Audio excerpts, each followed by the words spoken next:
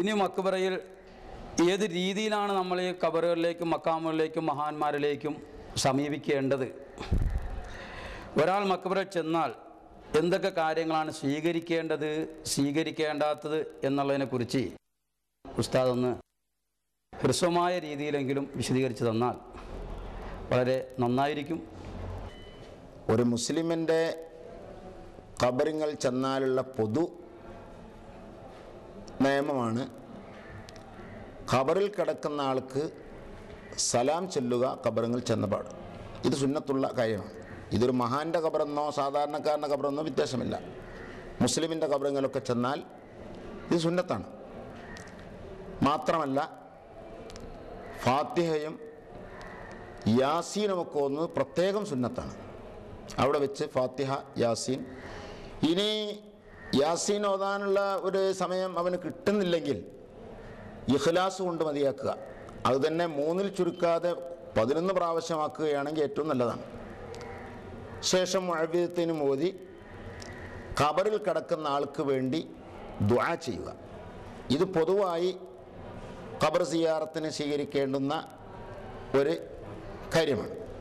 അതേ സ്ഥാനത്ത് ഖബറിൽ കിടക്കുന്ന ആളൊരു മഹാനാണ്, നമുക്ക് അദ്ദേഹത്തിൽ നിന്ന് ഗുണം പ്രതീക്ഷിക്കൽ കൂടിയുണ്ട്. അവിടെ ദ്വാരക്കുന്നതിൻ്റെ പ്രധാനമായ ഒരു ഭാഗം അതാണ്.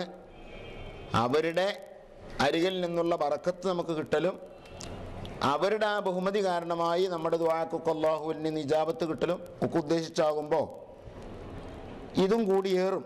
അതാണ് ഫൈൻ കാനൽ മയ്യിത്തു. അവിടെ ചെയ്യേണ്ടുന്ന കാര്യങ്ങളൊക്കെ ബഹുമാനപ്പെട്ട ഇബ്നുൽ ഹജ്ജ് റഹ്മഹുല്ല കിതാബുൽ മദ്ഖലിൽ വിശദമായി പറഞ്ഞു. സലാം ചെല്ലേണ്ട രൂപവും അവിടുന്ന് ദുആ നിൽക്കേണ്ട രൂപവും അതിനുവേണ്ടി നിൽക്കേണ്ടുന്ന രൂപവും ഒക്കെ പറഞ്ഞതിന് ശേഷം പറഞ്ഞു ഫൈൻ കാനൽ മയ്യത്തുൽ മുസാറു മിമ്മൻ തുർജാ ബറക്കത്തുഹു. ബർക്കത്ത് കാക്ഷിക്കപ്പെടുന്ന ഒരാളാണ് ഖബറിൽ കിടക്കുന്ന സിയാറത്ത് ചെയ്യപ്പെടുന്ന മയ്യത്ത് എങ്കിൽ ഫയതവസ്സലു ഇലല്ലാഹി തആല ബിഹി. അയാൾ മുഖേന, ആ വലിയ മുഖേന അള്ളാഹുലേക്ക് തവസ്സുൽ ചെയ്ത് ഇടകൊണ്ട് ദുആ ചെയ്യണം. വകദാലിക യതവസ്സലു സായിറു ബിമൻ യറാഹു അൽ മയ്യിത്ത മിമ്മൻ തുർജാ ബറക്കത്തുഹു ഇലൻ നബി സ്വല്ലല്ലാഹു അലൈഹി വസല്ലം എന്നിങ്ങനെ പറഞ്ഞിട്ട് അവസാനം ആദ്യം അതിൻ്റെ സംക്ഷിപ്തം പറയുന്നുണ്ട്. ഫമൻ അറാദ ഹാജത്തൻ, അതുകൊണ്ട് തന്നെ വല്ല ആവശ്യപൂർത്തീകരണം ഉദ്ദേശമുള്ളവനാണെങ്കിൽ ഫൽ യദ്ഹബ് ഇലൈഹിം, ഈ മഹാന്മാരെ ഖബറുകളിൽ പോകട്ടെ. വയതവസ്സലു ബിഹിം, അവർ മുഖേന അവൻ ഇടതേടുകയും ചെയ്യട്ടെ. ഫഇന്നഹുമുൽ വാസിതത്തു ബൈനല്ലാഹി വഖൽഖിഹി. ഔലിയാക്കന്മാർ, മഹാന്മാരെന്ന് പറഞ്ഞാൽ അള്ളാഹുവിൻ്റെയും അവൻ്റെ സൃഷ്ടികളെയും ഇടയിലുള്ള മാധ്യമങ്ങളാണ്. വഖദ് തഖററ ഫി ശറഇ, ശറഇൽ സ്ഥിരപ്പെട്ട കാര്യമാണ്. മിനൽ ഇത്തിനായി ബിഹിം, അവരെ കൊണ്ട് പ്രത്യേകം പരിഗണിക്കുക, പ്രത്യേകം പരിഗണന വെച്ചുകൊണ്ട് അവരെ സിയാറത്ത് നടത്തുക എന്നത്. എന്നിട്ട് പറഞ്ഞു വമാ സാലന്നാസു മിനൽ ഉലമായി വൽ അകാബിരി കാബിറൻ അൻ കാബിരിൻ മശ്രിഖൻ വ മഗ്രിബൻ യതബറകൂന ബിസിയാറത്തി ഖുബൂരിഹിം വയജിദൂന ബറക്കത ദാലിക ഹിസ്സൻ വ മഅനൻ.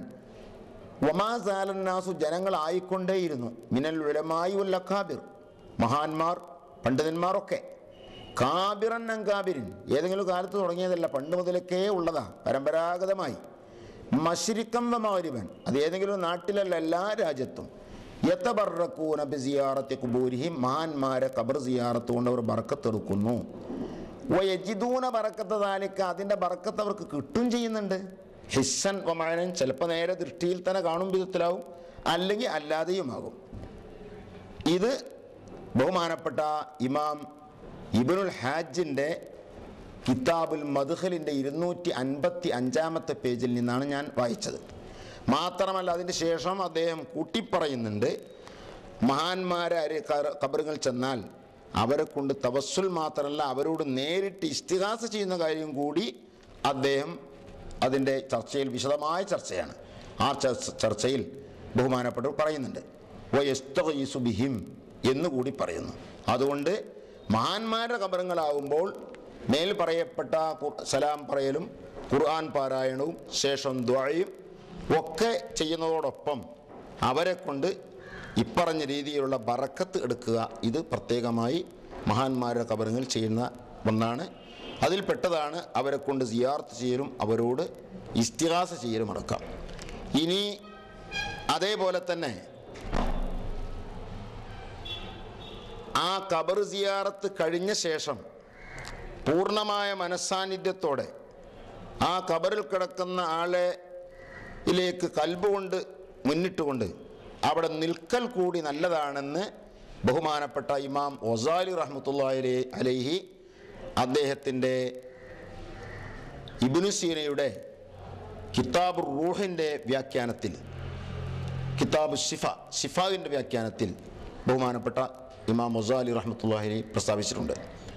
അതേപോലെ തന്നെ ഇമാം റാസി റഹ്മത്തുള്ളാഹി അലൈഹി തൻ്റെ അൽ മത്താലിബുൽ ആലിയ എന്ന ഗ്രന്ഥത്തിലും ഇത് പറഞ്ഞാണ്. അതുകൊണ്ടാണ് മഹാന്മാരൊക്കെ സിയാറത്തെല്ലാം കഴിഞ്ഞ്, ഔലിയാക്കന്മാരെ ഖബർ സിയാറത്തിന് പോയാൽ സിയാറത്തെല്ലാം കഴിഞ്ഞ് ദുആയൊക്കെ കഴിഞ്ഞതിന് ശേഷം കുറച്ച് സമയം മൗനമായി അവിടെ നിൽക്കും.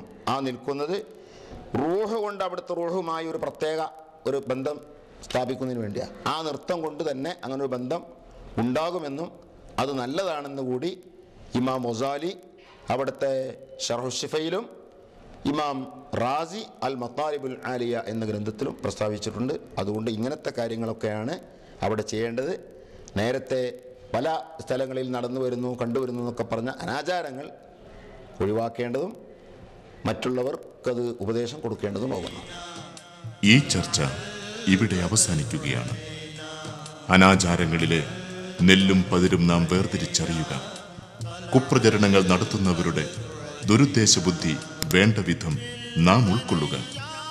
അവർക്ക് കൂടുതൽ എതിർപ്പുള്ളത് മക്ബറകളിലെ അനാചാരങ്ങളോടല്ല, ആചാരങ്ങളോടാണെന്ന വസ്തുത ഒരിക്കലും നാം മറക്കാതിരിക്കുക. അനാചാരങ്ങൾ അവർ വിഷയമാക്കുന്നത് തെറ്റിദ്ധാരണകൾ ഉണ്ടാക്കാൻ വേണ്ടി മാത്രവുമാണ്.